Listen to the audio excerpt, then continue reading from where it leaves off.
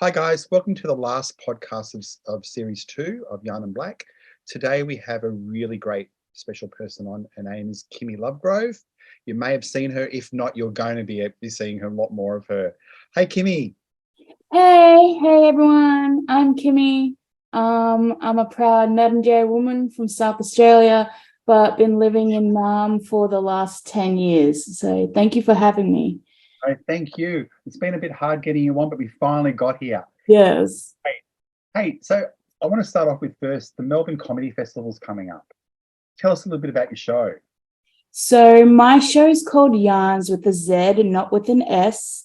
It's the first one of its kind. So basically it's kind of like a open mic type of style comedy show where you will see some of Australia's funniest blackfellas, including some who have just just giving stand-up comedy a shot, who have done probably performed at Deadly Funny one time, but they want to get more experience and exposure on their belt. So I've got a huge lineup of Deadly Funny finalists, a couple of comedians who also have their own show, but I have also been touring Australia as well. So I'm very, very excited.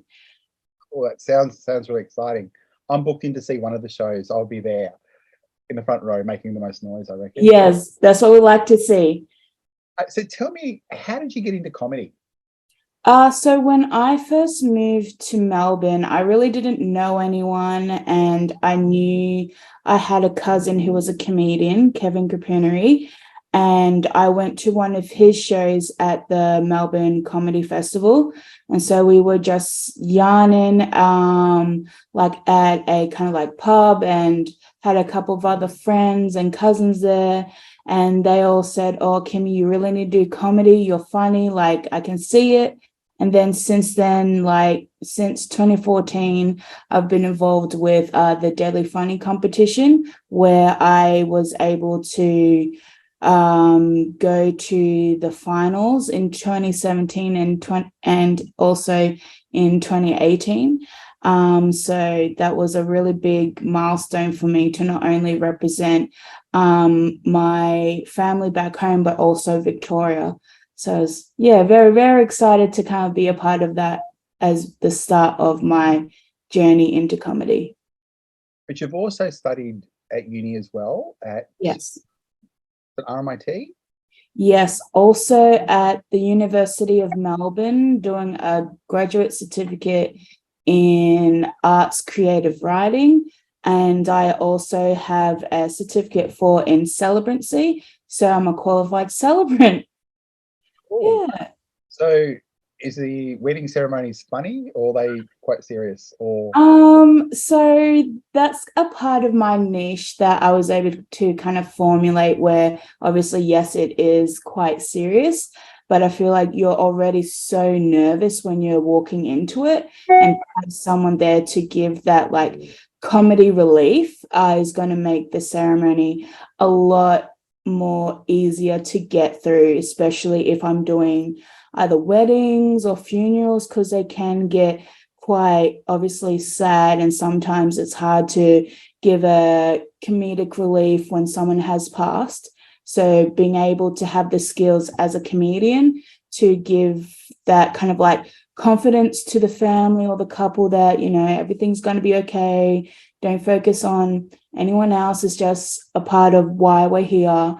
So I'm actually really excited to be able to do that, especially for mob, because you hear a lot of bad stories and experiences where mob have had a white celebrant and they've said something completely racist, and it's just you can't really knock out the celebrant, because otherwise they may sue you and you may get arrested. So I think we need to see more mob as celebrants, so we can create a safe environment when we want to do wedding ceremonies or funerals or even graduations or anything like that.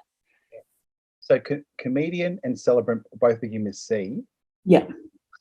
Was that a coincidence, or?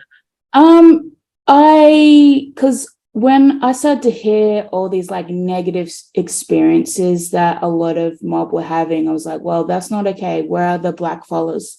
And I only have come across one in Perth, and I haven't come across any in Victoria. I'm like, okay, well, let me be the first one to kind of like jump in and see how I go.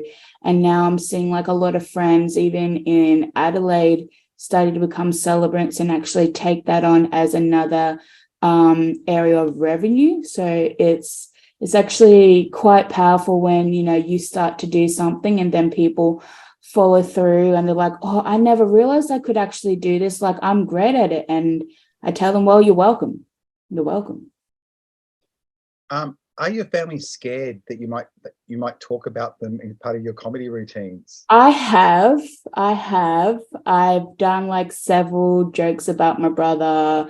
I have a joke about my sister and how she connected with a black fella, and then I found out that I was actually related to that black fella, and kind of like going through the motions when you find out that when you have family that aren't like blood connected to like your Aboriginal side, and then, you know, it's just like, where do you draw the line to incest? Like, there has to be a line. I haven't figured it out yet, but I think once I do, I will let everyone know that there is a line when you have black fella family and, you know, white family. Like, where is that line? Where do you cross it? Yeah. But yeah. So you did a Bachelor of Communications. Yeah. So what were you aiming to do after that? So my initial idea to do my Bachelor of Comms was to help stop negative and racial kind of thoughts that Australia have of Aboriginal and Torres Strait Islander people. And I think communication is a really great way to do that. So my idea from that was to work for some like mainstream, like public relation communication organizations and really ask the question, what are they doing to give back to the traditional owners of the country of which they work, and how, and if they want to, you know, be an ally or work on, you know, stopping negative stereotypes through mainstream media, how can they kind of, you know, do that in an effective way where it's not being gammon. So I was, from that, I was just, you know, I do love communication, but sometimes it can get quite bland. So I wanted to kind of see how like the state government kind of create all these initiatives, especially for mob, because some of it is culturally unsafe, and trying to figure out how each department kind of does that. And so I got a really good idea that, you know, even though some of the initiatives can be good, a lot of them, if you're a black fella working in state government, you have to kind of think of, is it worth going into a work environment where you are going to be subdued to racism, and being asked really silly questions about your profession or your likes outside of work. So, for example, there was a time where I was working for a state department, and everyone in the office knew I did stand-up comedy. And unfortunately, a female comedian was murdered somewhere in Melbourne. And so this colleague asked me, how does it feel to be a female comedian knowing you could be murdered at any time? I'm like, oh, you know, I'm just out here trying to make people laugh. Like, I'm not trying to think about, you know, who's trying to, you know, hurt me in any way. But those are the kind of things that I always think about when I go in for, when I apply for jobs. Like, I kind of like think of not necessarily what I can do for them, but what they can do for me, and what kind of change that they're willing to kind of, you know, be a part of. Because there are a lot of organizations that just sit silent. They don't want to say or do anything because, you know, of the controversy or the tension that it may bring. But that's how conversations are started in homes. And because I was the Indigenous officer for the RMIT student union, that was something I was constantly saying to all the representatives. I was telling them, if we want to change negative stereotypes, we have to start these conversations in the homes of all these students, because I feel like when you go to university, you have a very open mind and you're willing to learn.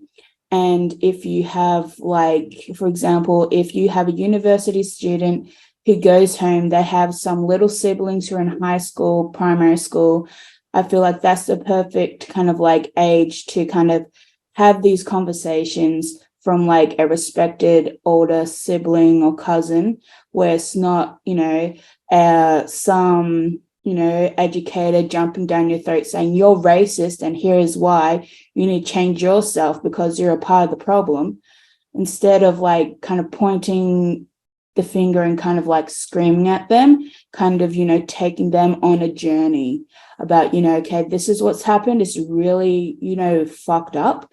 How can we work together to make sure that those traumatic events don't happen again? And so we can, really, I guess, really better understand what it means to be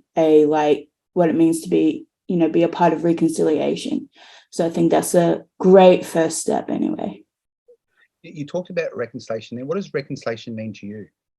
So to me, reconciliation means having all people, no matter where you come from, come together and understand the country and the land that you live on, and to not feel like, no matter your background, the feeling of feeling judged, because that is a constant thing that, especially as Black fellas, we're constantly experiencing. So for me, sometimes I don't like using Black fellow lingo in white organizations, because then they're going to ask, what is that? Did you offend me? Why are you using that language? So I feel like when we're a better kind of reconciled, I guess, universe, then, not only are Black fellas going to feel comfortable using their language, but so are other people from different countries. They're going to feel comfortable to use their own language. They're not going to be fearful that they're going to be attacked.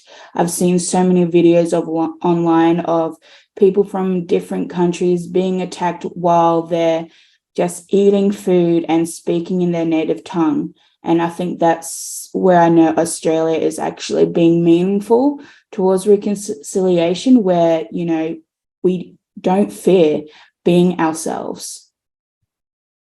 Do you believe Australia is still a pretty racist country?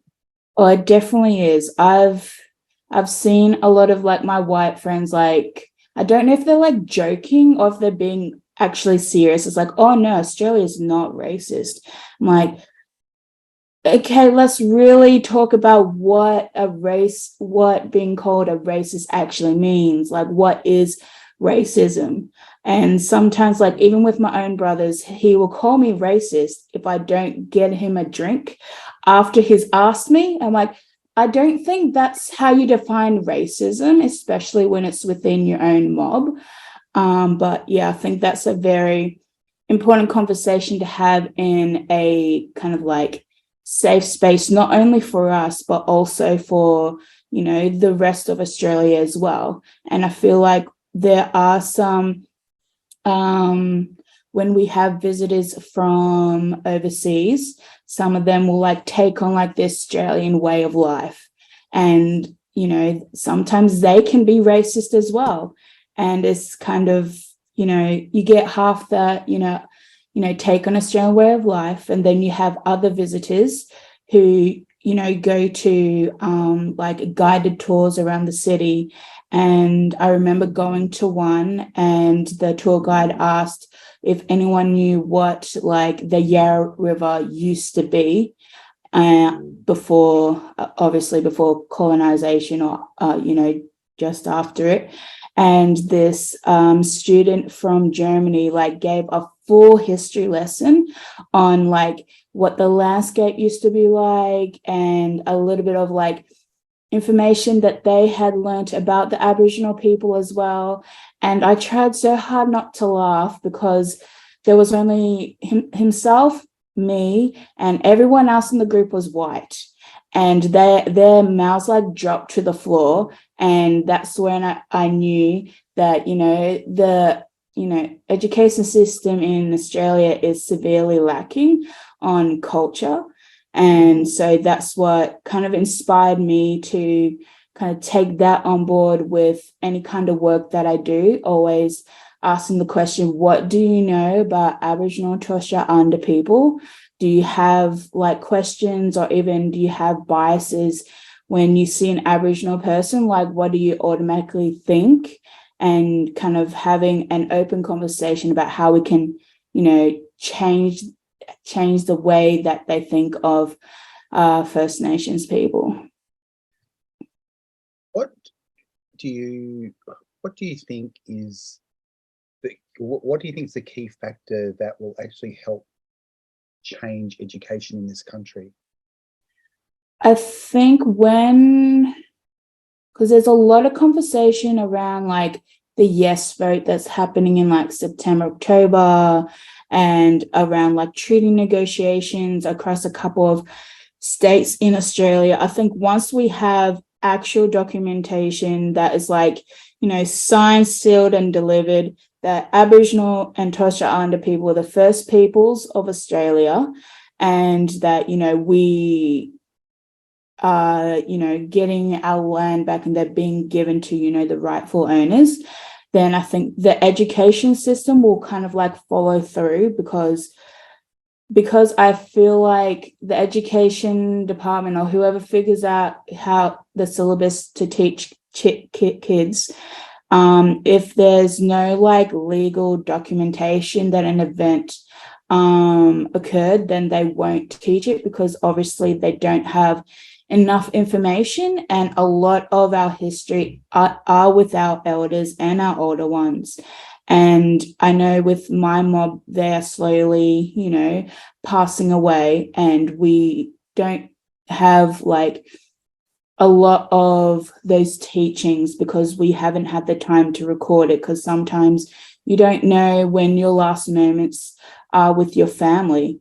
And I think that's going to be a very interesting and impactful kind of like attribution to the education system as well. Kind of when we, obviously get treaty and when we're included in the Constitution, then they will have no choice but to give more than a 2-week history lesson on Aboriginal Australia. Because I've always said this, even to my white friends, that because murder is associated to the founding of Australia, Australians don't want to hear about it. No one wants to hear about like rape, murder, children being taken away, because it's quite triggering for everyone. But that's a conversation we need to have so we understand why it happened and try and work towards whether it be change of government or creating an initiative where those types of things don't happen again, and follow the laws that existed before the white man came, and kind of bringing that back into our education, into our health, into our justice system, especially our justice system. I'm going to say this again, where do you think that change can occur? Do you think it's at early childhood, or primary school, or high school, university courses? Where can we start to make this educational change, or in all those places? I've seen in some like kindergartens and preschools where they've started to be more inclusive of Aboriginal culture, and I haven't really seen it in primary school, and as I mentioned, it's barely mentioned in high school. But one thing that I know that definitely works in university is creating like an initiative or a program that is, I guess, talking about Aboriginal Australia, but also kind of having those hard conversations in a safe space. And so when I was the Indigenous officer for RMIT Student Union, they came to me and said, oh, we want to create a, kind of like public art piece that helps to start conversation around how white fellas can show solidarity towards Aboriginal and Torres Strait Islander people. And so, we all came up with, obviously, the art project, which is we had a Aboriginal artist come in and create a massive art piece of a platypus. And obviously there's a story to it. So if you want to go check that out, go to the Boon Wurrung campus at RMIT. You'll absolutely fall in love with it. And to really engage the students and staff about how they can show solidarity to help decorate the platypus, we got each student and staff to come along to like a barbecue session or a welcome day or an open day and kind of write a pledge on how they're going to show solidarity and respect towards Aboriginal and Torres Strait Islander people. And that was a really great way to not only have these conversations about how they already show solidarity, but kind of a message that they can take away to tell their family. And so I was constantly telling a lot of the students to go to the Crew Heritage Trust, but especially go to Mabu, because a lot of young kids, they love to drink.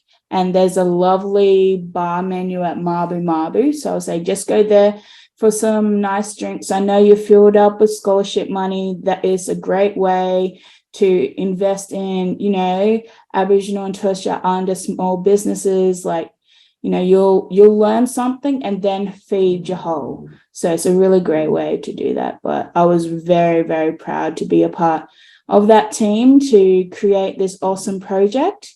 And it was actually a finalist for the Victorian Premier Design Award. So, wow. Yeah. I was like, award-winning ideas right here. Yeah. At school, how much Indigenous history did you learn?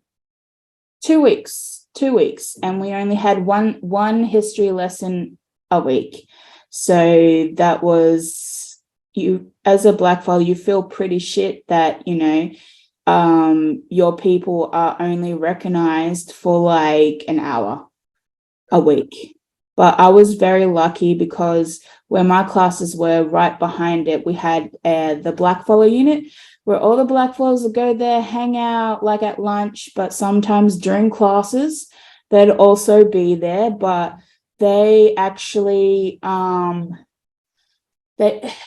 with a lot of high schools, even though there isn't like a inclusion to include Aboriginal history in like maybe a year 10 or year 11 syllabus, a lot of Aboriginal units will kind of enforce on the high school to open up for like year 11s or year 12 students, sometimes year 9s and year 10s, to learn the local Aboriginal language, which is what they did at my high school. So they had an elder come in, teach some of the local language and kind of really show,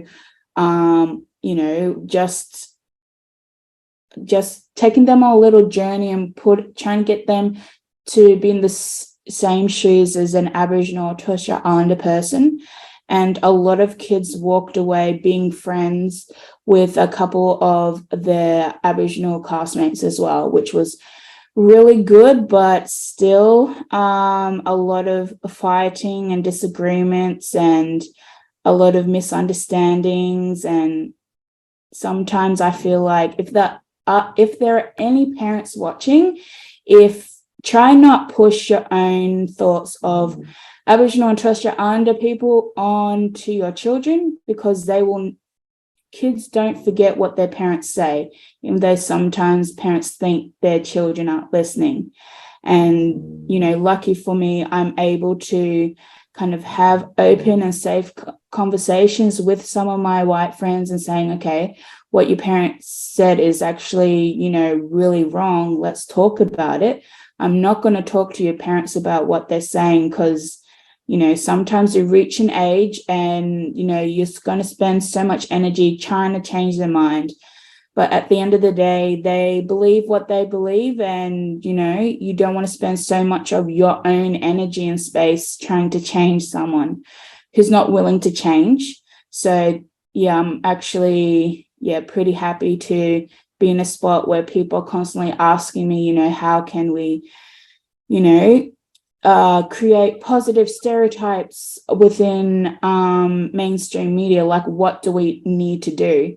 And, there are a lot of, big kind of like inspirational people that I look up to that are kind of like giving little tips and tricks on, how you can give back to the community, how you can self-educate. And if you still have questions, then, go to a couple organizations or send an email or two out. But I think that's a very important message. If there are any white people watching and listening, if you have a question about Aboriginal and Torres Strait Islander people, do your research first and then go and ask like an Aboriginal consultant or any of your Aboriginal friends, and then we can have that conversation. Because sometimes if you have a silly question, sometimes the internet from a reliable source will answer it for you, because otherwise you may get smacked. And I don't condone that, but that could happen. Do you have any, you mentioned you had some role models. Who are your role models? My role models are people like Nikki Winmar, people like Bianca Hunt, who is on the like Amazing Race. I just seen a video of hers where she talked about how the reasoning behind why she doesn't feel like she is like a proud Australian or an Australian in general. And having those conversations with white people, and you're the only Black follower like in that space, can be quite triggering, because you don't know how they're going to react. But seeing just how like obviously calm that they were, and understanding and completely understood why she doesn't feel like she's a proud Australian. So for myself, I don't identify as an Australian. I identify that I'm from the Ngarrindjeri Nation in South Australia, as do a lot of Black followers, no matter where they come from. And I think when I really do hope that racism, kind of like just leaves or doesn't cross anyone's mind like COVID.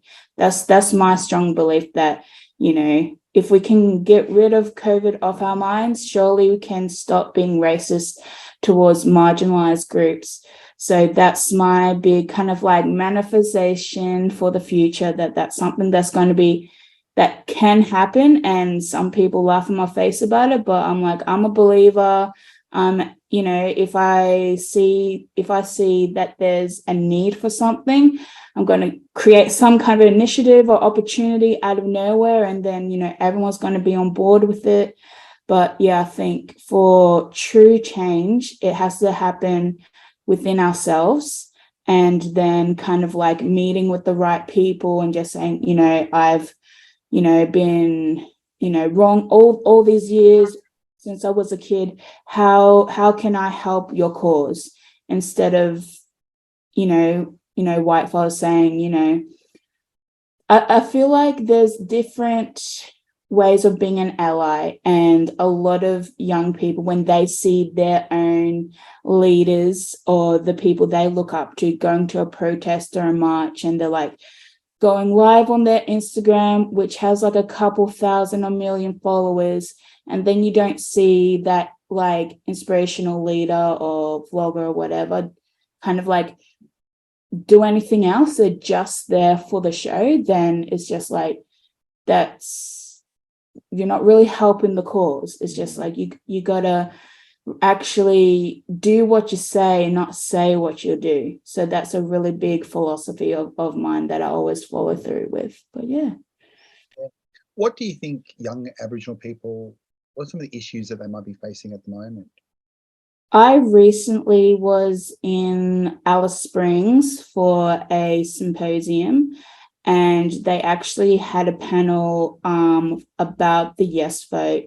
And a lot of the elders there were crying out in pain because of the lack of opportunity for work, more education, fearing the safety of their young ones because, police are constantly being, racially vilifying them, murdering them, and, our people are dying at alarming rates, as, any blackfellow would know. And so for me to go into a community where, because I'm a city girl, and to go into a community where, they're experiencing, the same things that we are in the city, but, so much worse, and seeing that the government aren't doing anything, they aren't listening. And so it falls upon our elders and our women to really pick up the pieces and try and create programs or opportunities for these young ones where they don't have to physically move to a city, because that is the reality for a lot of young ones, that because there's no opportunities in their hometown, that they have to move miles and miles away from their family.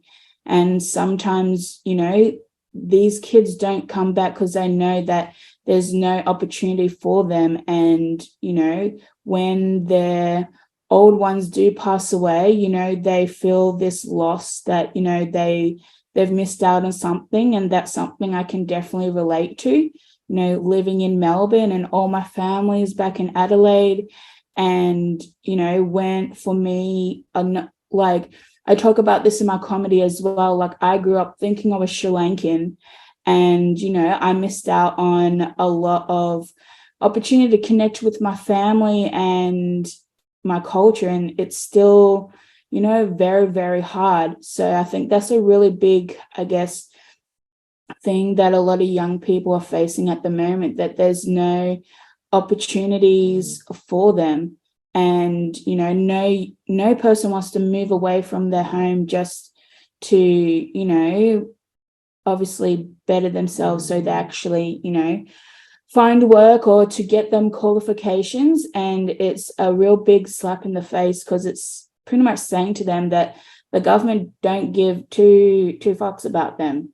So, and I think that's going to be a really big thing when it comes to voting, is that what does the yes vote actually, include? Does it mean that, you're going to provide some funding and opportunity in these rural communities so these young ones have a future where they're not, doing things to just pass the time, where, they may be just trying to, do something fun.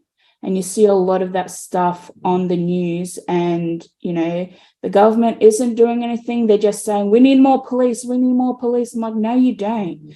You need to provide some kind of, funding to create more like work-life programs, or like creating a school in these communities where they can walk there, or they can get an auntie and an uncle to drop them off.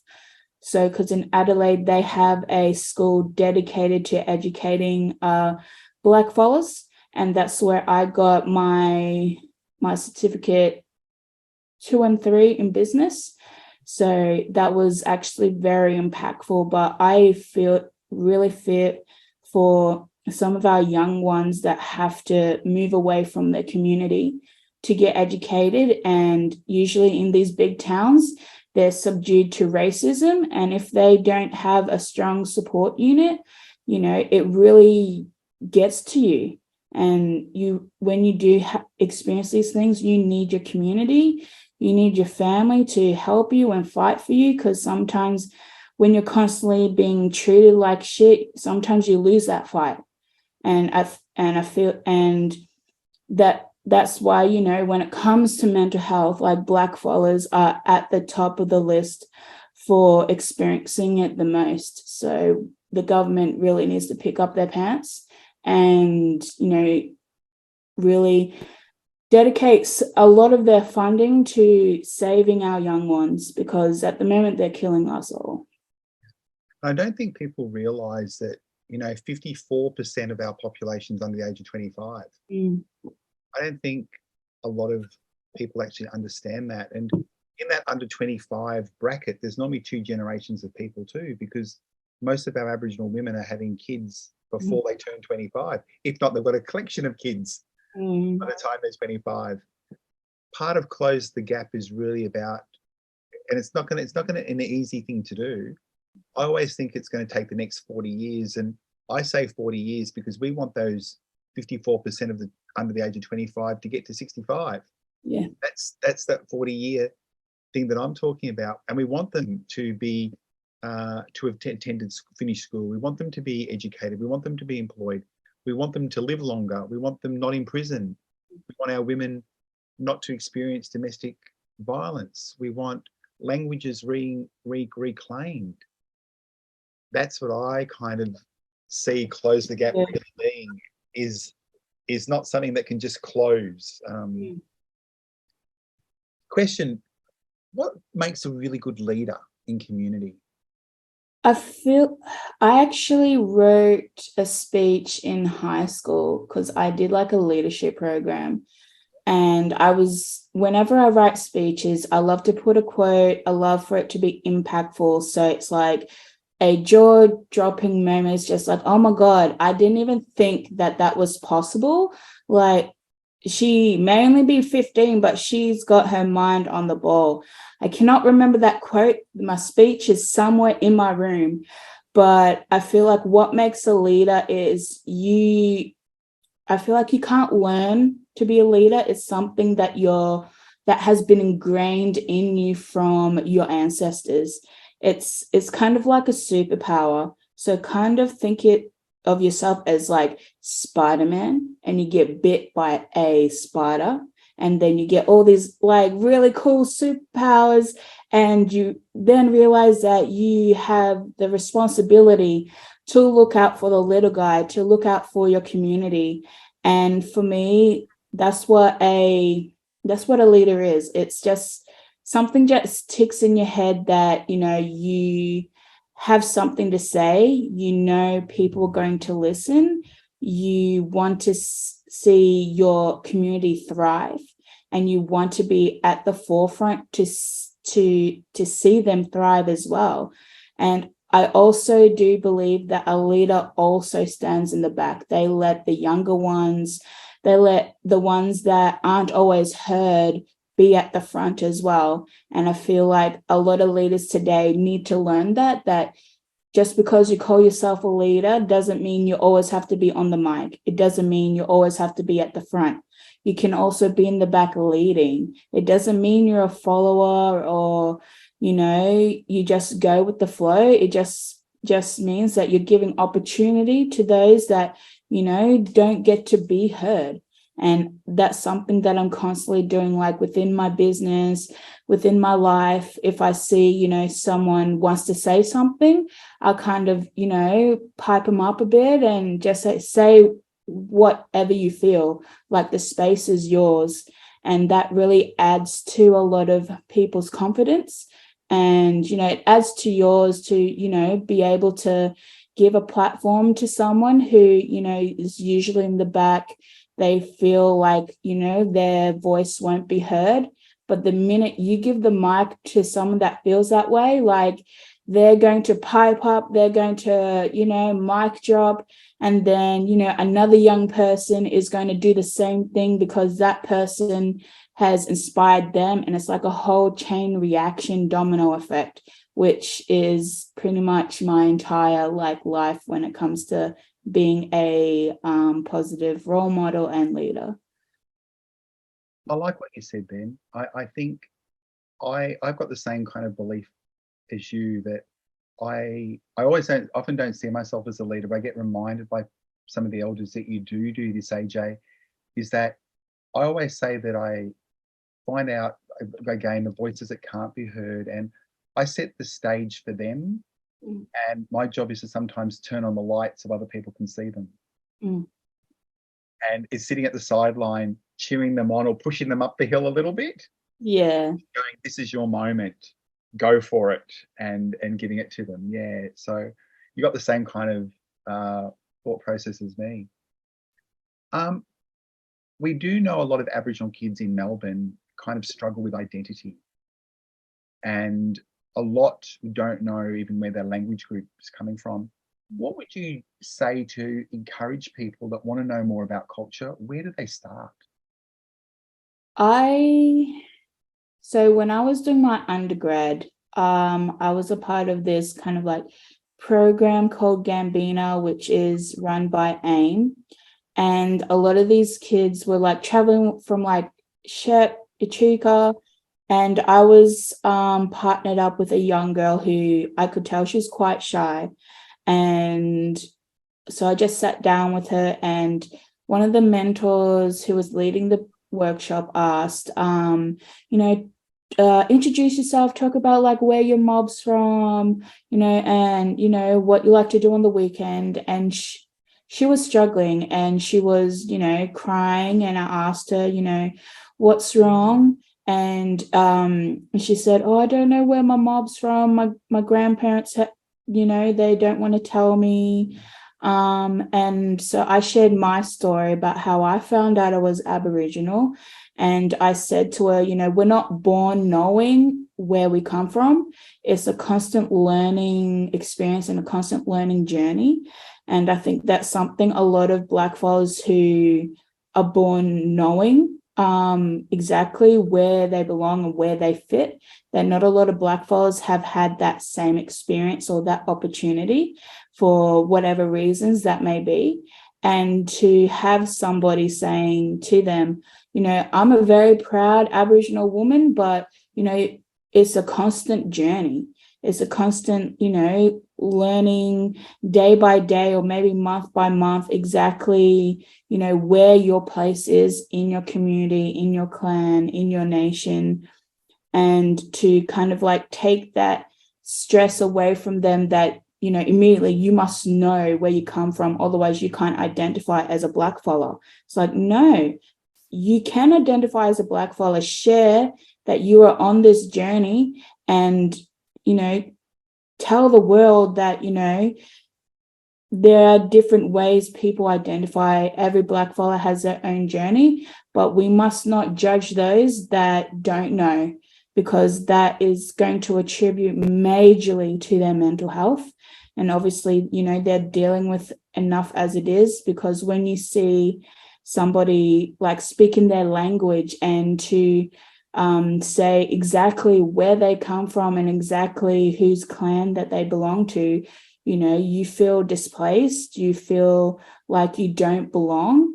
And I feel like I want to see a lot more Blackfellas, when they do acknowledgements or welcome, to actually say to the younger ones that it's okay that you don't know. You don't have to, freak out or be sad that you don't know, because there are people out there that, will know your grandparents, who will know your aunties or your uncles.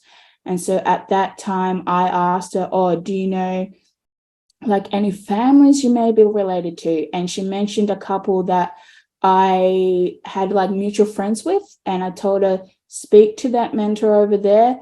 They may be related to you. I'm not 100%, but start that conversation. Introduce yourself, tell them your story, and, maybe there may be a connection there. Maybe they can help you, start that journey. So, yeah, I love to have those kind of conversations with young ones that just, don't want to identify because they don't know. And it's like, don't say that. You are a part of this community, and you will learn where you fit, where you belong. And, if people are judging you because you don't know, just walk away, because obviously, they're not secure in their own identity or their own self, that they have to, push you down. And for anyone who is watching who is like that, you should be very lucky and blessed that you know where you belong and who you belong to. And, my story, for me, I haven't met another Blackfella who, thought they were from another race, but is actually a Blackfella. So if there are any Blackfellas out there that were born thinking they were something that they're not, tell your story. I want to see it. I want to hear it. it must be told, because I feel like that is how we're going to change negative stereotypes of Black followers as well. That, we're not all born on, the mission or in a hut or something like that. So it's just like, share your story. It doesn't matter if it's online, write it as like a Facebook status, as a tweet, share it on your Instagram, write a memoir or something. I just want to see more stories of, how we found out how we became the people we are. Yeah. Question, how old were you when you embraced your Aboriginality? I was probably like maybe 17 or 18. So I always knew, like, obviously I was maybe 9.5, 10 years old when I was told that I was Aboriginal. And it wasn't until I left home where I was just like, I need to actually connect with my family and my culture, because I don't have anything else. And so after connecting with family and meeting family and them teaching me the man that my dad was and the family that I belonged to, and a bit of our culture and, how we were back in the day when all the family was living on the mission as well. That's when I started to really connect to my mob and to really connect to my culture and really understand what it's like to be a Lovegrove, what it's like to be a Ngarrindjeri woman.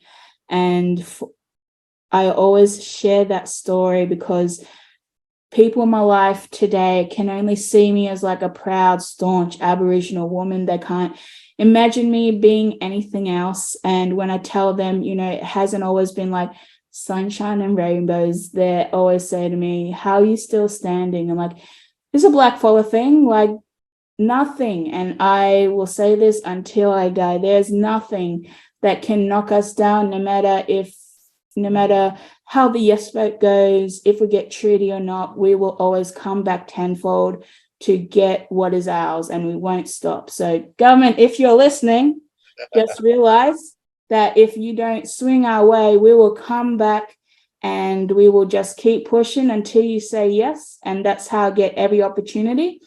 If someone slightly leans to the no, it's like, oh, we're not ready for that yet. I'm like, okay, I'll do 360. And that's how I get my yes. So I never walk away with a no. I always say you always got to ask, because you never know. Mm-hmm. First thing someone can say is no, isn't it? Exactly. I've got another question. You've got your own business, your own, and I'm going to Wurundjeri Productions. Tell us a little bit how you set that up. So when I was doing my undergrad, me and my cousin, we were like talking about where we see ourselves in like 20 years, what exactly we want, how we didn't know how exactly we were going to get there, but I knew I was going to run a massive multi-billion like entertainment business where like represented people in like sport, music, art, like theater, film, play, whatever entertainment aspect. Exactly. Everything. I want to represent like everybody. And so I was like, I still have a 20-year plan. And I had seen a lot of sister girls start their own business. And I said to my cousin, instead of waiting until like maybe in 2 years' time, why don't I start now? I know I don't have any money in my savings, but I'm just gonna, shoot my shot and see how I go. But I was stuck on what to name my business, but I knew I wanted it to represent my mob. And so no matter where work takes me in the world, they will always follow me, maybe ask me for loan, but I'll say no because it's a no. And so my cousin said, oh, why don't you name it Kungari? So in Ngarrindjeri, that means black swan. And so a lot of my family have the black swan tattoo. So I was just like, okay, automatically, yes, this is going to be the name of my business. And so since then, I've been producing stand-up comedy shows. featuring some of Victoria and Australia's funniest blackfellas. I've done like a ladies' night just to get all the sisters and the aunties together for a night, and I'm hoping this year I do another one. There was a lot of recommendation to get strippers, so we'll see how that goes. But it's just like skyrocketed. I did my first comedy festival last year with 4 brother boys, which I was very happy to be able to, you know, work with them and take them on this journey as well.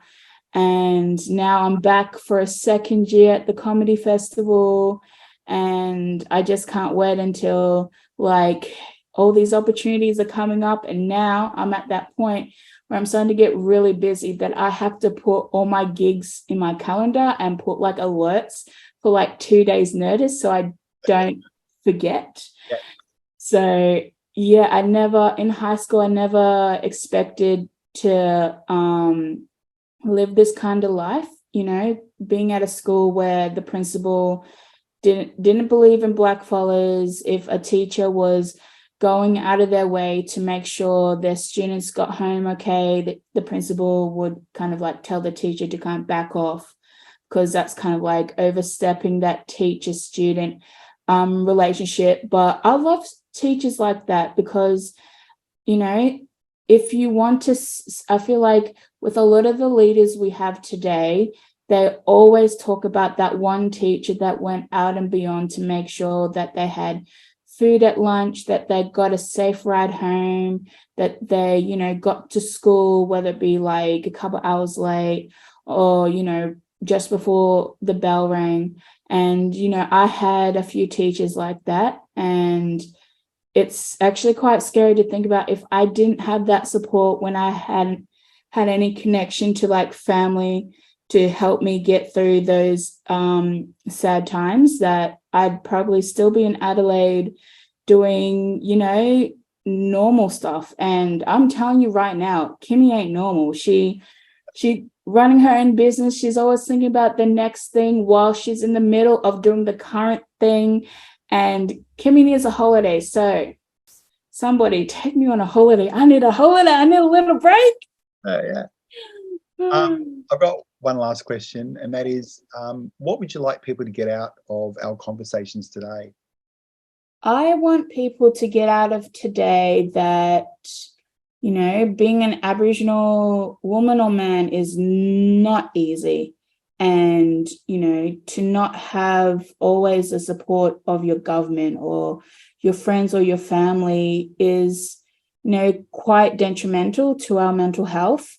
And I really want people to start having that conversation about how they can help change the narrative, how they can help change negative stereotypes that currently exist of us, and to, you know, just be kinder, not only to themselves when it comes to having conversations about colonization, but also be kind when you're seeing, you know, Aboriginal people, you know, Muslim people, people from Asia, people from all over the country that don't look like your typical Australian. And, you know, I feel like the loss of humanity and the connection we have with each other has pretty much severed itself because of COVID. Oh, I nearly forgot that disease. One day. So that is like a really big take I want people to take away from this. And if you don't know me but want to know more about me, you can get in contact. I'm more than happy to, you know, have conversations about how, you know, we can work together, how we can, you know, one day at a time, one step at a time, change these negative stereotypes. But I'm not going to lead that conversation. That needs to come from white fellas, because as we've mentioned, there are more of you than of us. So you guys really need to take a step forward and really lead these conversations.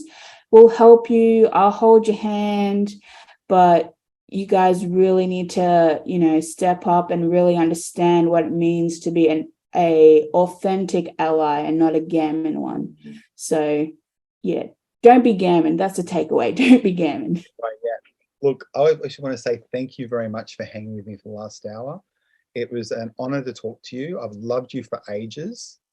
I can't wait to see the show next week. Oh, yes. Yeah. Gonna love it. Love it. And guys, I want to say thank you. I'll see you guys at the next podcast. So thanks, Kimmie. Thanks, everyone. Bye.